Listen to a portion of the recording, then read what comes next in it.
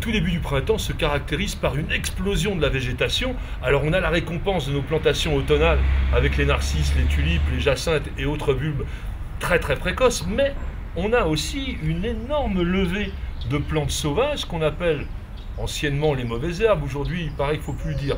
Il faut dire simplement végétation spontanée envahissante. Bon ben voilà, mais ça par exemple, tous ces euphorbes, je n'ai pas envie de les conserver à l'intérieur de mon massif, pas plus d'ailleurs que des pissenlits. Alors, un outil absolument indispensable en cette saison, surtout lorsqu'on a des massifs variés comme ici, eh bien c'est le couteau à désherber. Et puis, on va compléter le travail avec une toute petite serfouette. Alors, serfouette à panne ici, et puis fourche. Fourche pour pouvoir décompacter le sol après l'hiver. Et puis aussi, donc ce couteau à désherber pour pouvoir nous retirer facilement la racine pivotante d'un pissenlit par exemple. Et voilà le travail. Alors nous avons avec le couteau la possibilité d'extraire les racines de chien-dent. Il faut vraiment aller les chercher profond parce que c'est une plante rhizomateuse qui peut complètement envahir votre jardin. Tiens, en voilà une autre. On voit bien le rhizome ici, ça s'enracine et vous en avez partout. En revanche, ici, attention, on a eu la chance d'avoir des petites violettes qui sont apparues spontanément. On va bien sûr les garder précautionneusement.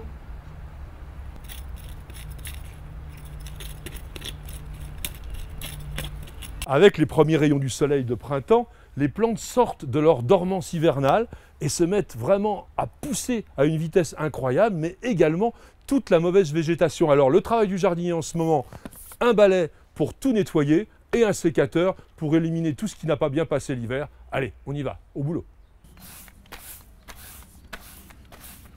Alors, il y a toujours un peu de mousse sur les dallages, il y a toujours de la poussière qui s'est déposée partout, donc un petit coup de balai comme on ferait à la maison, et ben, ça ne fait pas de mal du tout à notre jardin.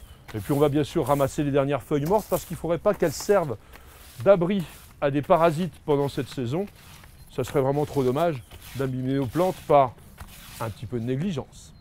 Un autre de mes ennemis dans le jardin, et Dieu sait pourtant si je l'aime beaucoup parce que c'est mignon comme tout, c'est l'herbe à Robert, le Géranium robertianum. Donc un géranium vivace, spontané, naturel. Et voilà, regardez, c'est beau comme tout, c'est tout délicat, c'est léger, c'est gracieux, c'est doux aussi comme tout. Ça fait des toutes petites fleurs roses pendant l'été. Mais le problème, il y en a partout. Donc je vais l'arracher. Alors l'avantage, c'est que ça s'arrache très facilement. Regardez, voilà, j'ai pas besoin de tirer très fort. Mais ça fait des grandes racines, donc il faut bien tirer dessus tout doucement en le prenant par la base et en essayant de l'extraire au maximum. Voilà. Parce que sinon, vous n'aurez plus que de l'herbe à Robert dans votre jardin.